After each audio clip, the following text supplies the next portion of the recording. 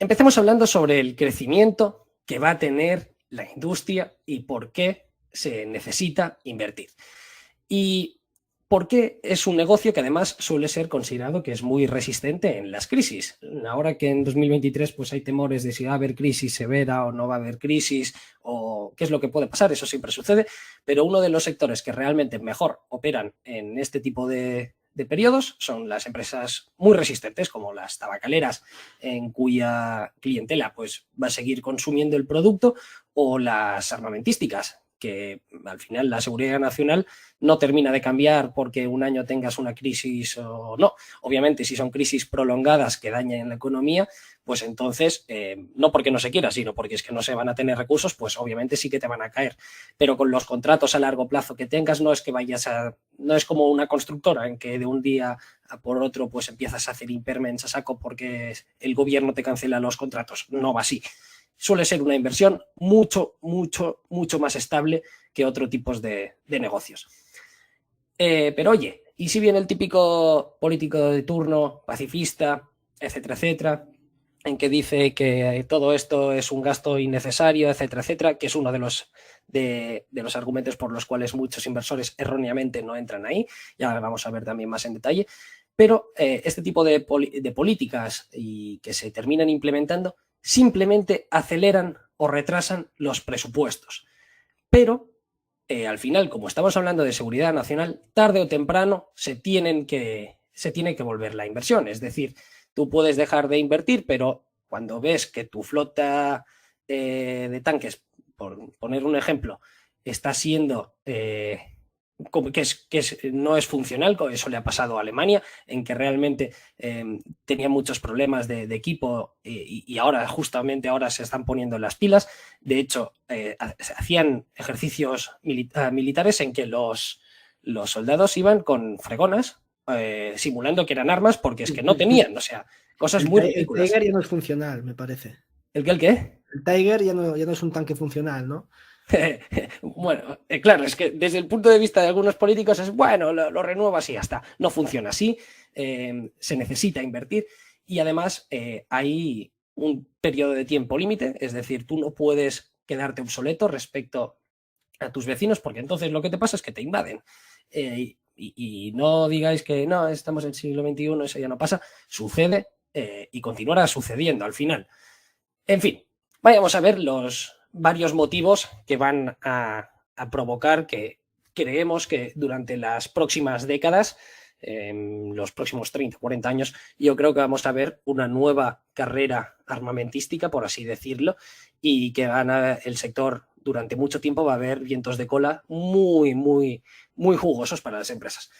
En el gráfico de la derecha, si lo podéis ver los que nos estáis viendo desde YouTube y los que os estéis escuchando desde iVoox y Spotify, pues ya os lo resumo. Básicamente, después de la Segunda Guerra Mundial y de las guerras, de la Guerra Fría, de la Guerra del Vietnam, etcétera, pues el gasto militar se ha ido reduciendo, pero a partir del año 95 y de inicio de la década del 2000, pues el gasto militar a nivel mundial ha vuelto a aumentar paulatinamente y normalmente ese tipo de gasto, pues hablando en periodos de tiempo muy largos, a niveles de siglos, pues suele ir muy ligado al crecimiento económico. Al final se suelen pagar porcentajes del PIB, con lo cual si la economía mundial crece, lo normal es que la inversión en defensa pues también crezca. En cuanto a cómo se gasta el dinero, tenemos que en el año 2021 el presupuesto de Estados Unidos fue de 800 billones invertidos en defensa. Esto es una auténtica barbaridad. O sea, Es Albert, una mientras, pasada. si lo puedes buscar, busca por ejemplo cuál es el PIB de Polonia o el Bueno, esto es, PIB... esto es, esto es el déficit, no me parece que tiene Estados Unidos casi.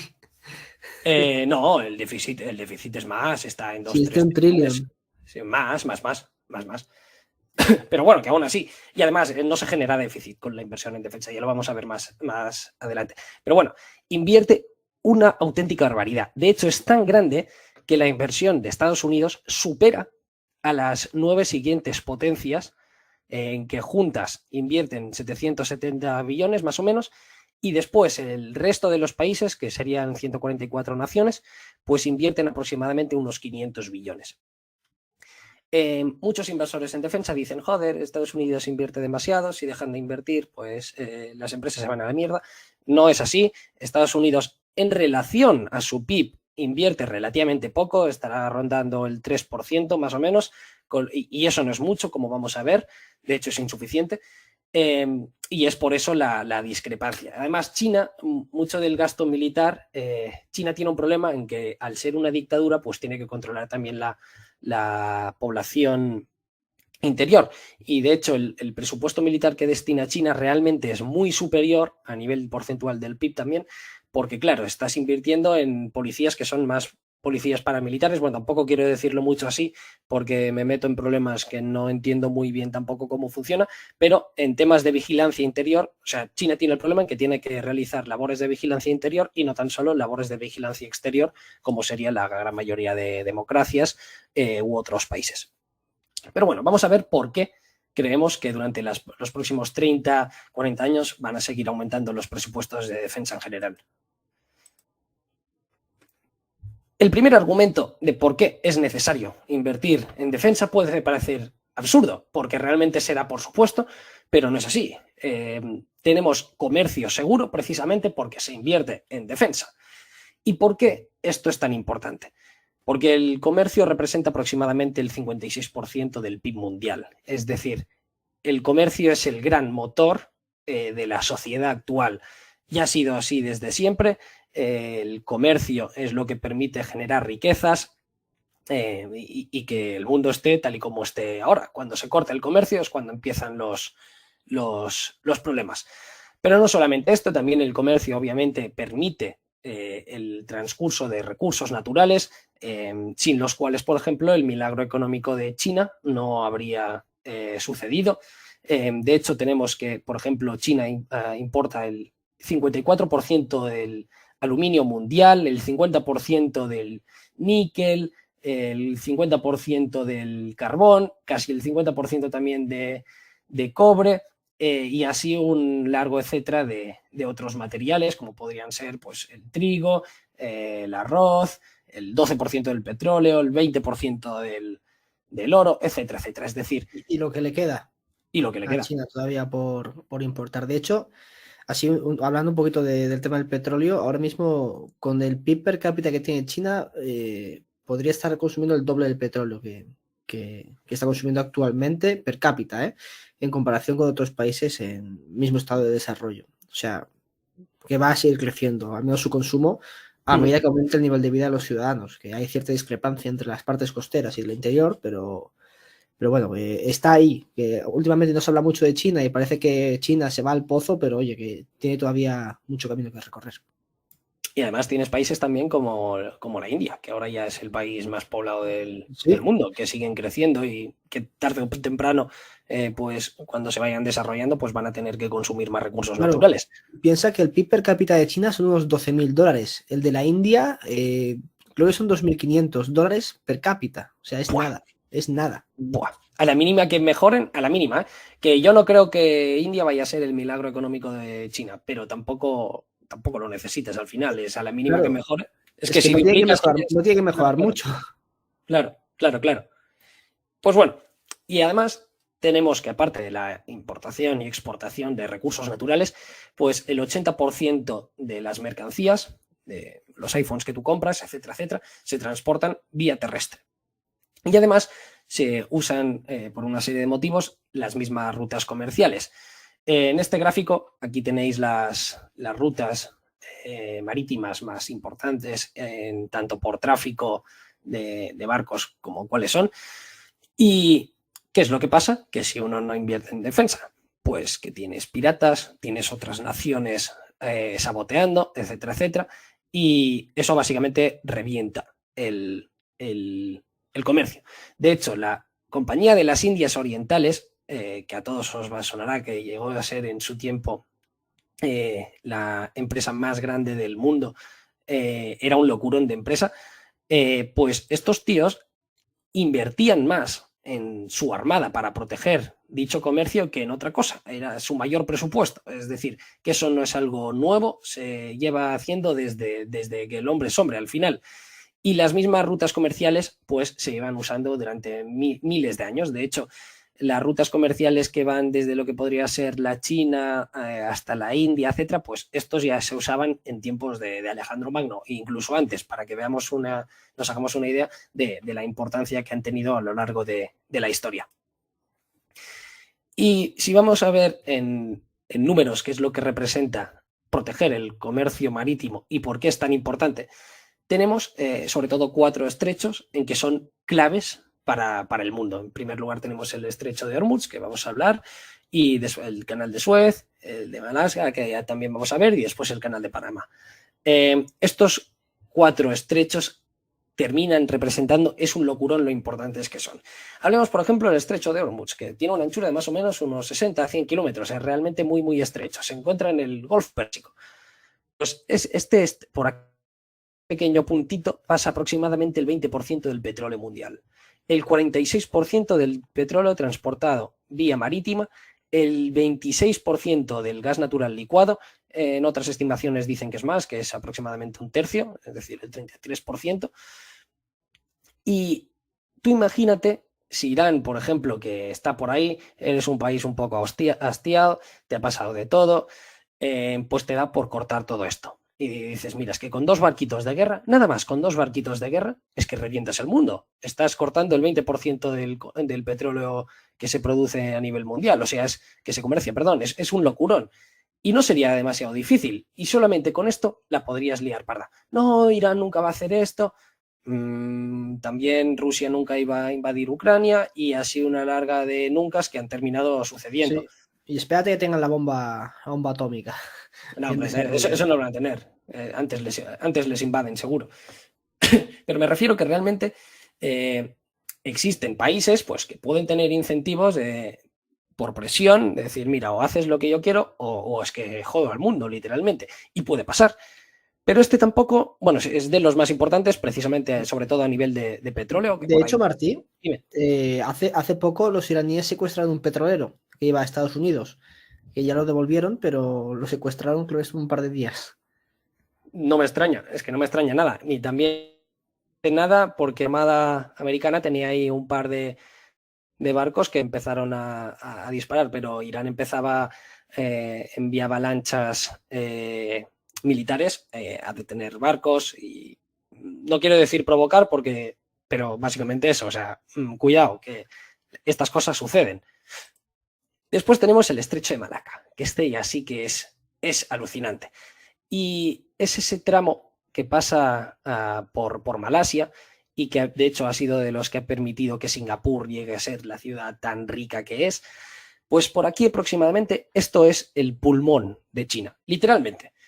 Son unos 40 400 kilómetros más o menos de ancho, dependiendo del punto en que te encuentres, en que pasa el 70% del petróleo y del gas natural licuado que los chinos piden. Es decir, todo lo que salía del estrecho de Hormuz, de Arabia Saudita, Qatar, Emiratos Árabes, etcétera, etcétera. Irán, si también cuentas que realmente hacen trampas y siguen enviando barcos, pues todo esto luego pasa por este estrecho.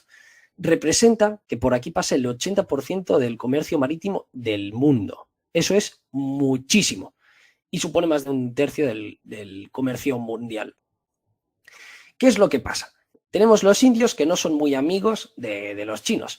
Y aquí, no se ve muy bien, pero entre Sri Lanka y Tailandia, justo haces una línea recta, pues justo al medio ahí hay un par de islas que son de la India.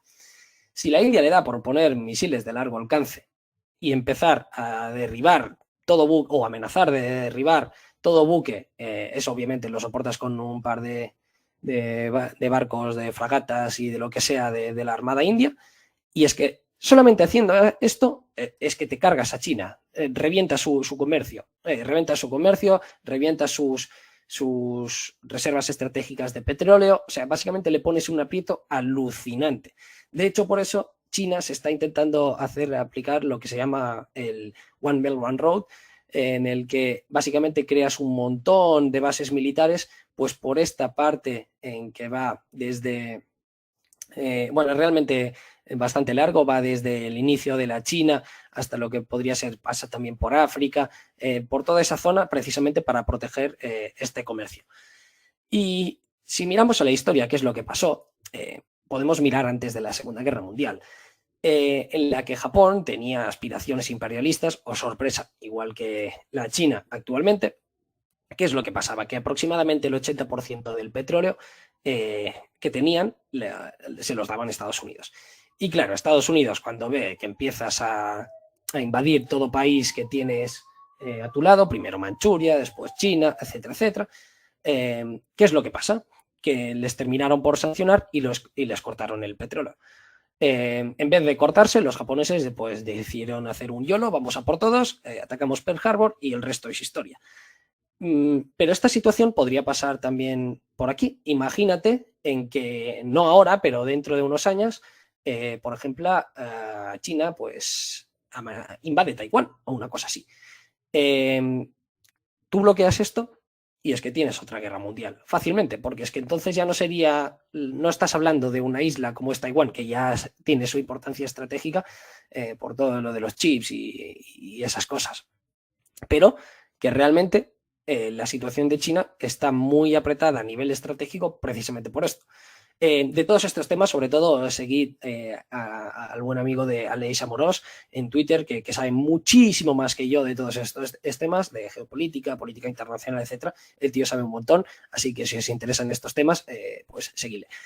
Pero nada, volviendo que si no me enrollo.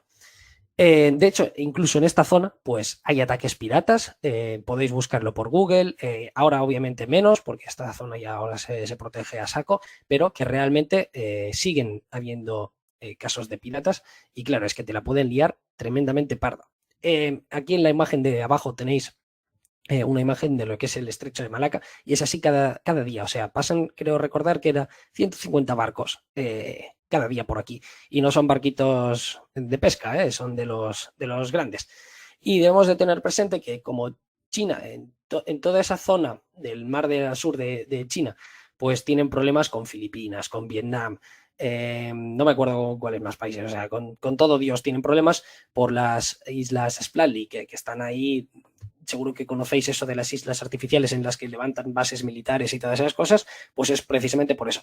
Claro, es decir, que desde la perspectiva de China, básicamente tu pulmón está amenazado por un montón de enemigos. Y realmente, si termina por pasar algo algún día, China tendría problemas, vamos, graves. Otro canal, el canal de Suez. Ya vimos aquí como un barquito se quedó encallado durante 6 días y se lió pardísima. Imaginaos si eso pasara en el estrecho de Malaca, por ejemplo, que es muchísimo más grande. Pero bueno, el canal de Suez, aproximadamente el 15% del comercio mundial de cereales pasa por ahí, es decir, tú cortas esto y la hambruna que podría haber a nivel mundial es brutal. Aproximadamente también pasa el 12% del comercio global y el 8% del gas natural licuado.